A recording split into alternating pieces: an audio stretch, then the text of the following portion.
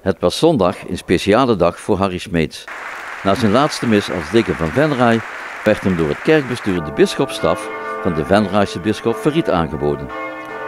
Vervolgens had de gemeenteraad een bijzonder blijk van waardering voor hem.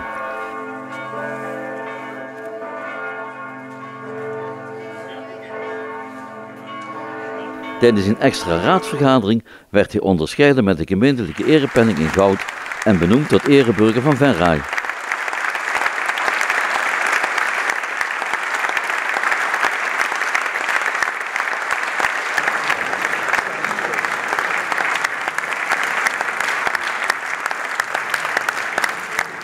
Een penning die slechts eenmaal eerder, in 1972, werd uitgereikt.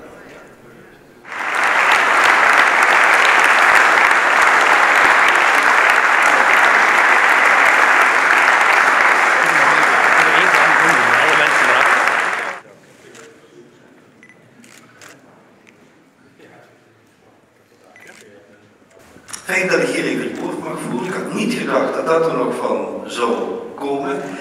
Ik dank u heel hartelijk voor de ereburgerschap dat mij is verleend.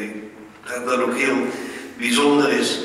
Terwijl als ik hoor wat de burgemeester zegt en wat de Lonen zei en wat onze vicevoorzitter van het kerkbestuur van de kerk zei, dan denk ik van nou, de helft en dan nog wat er vanaf.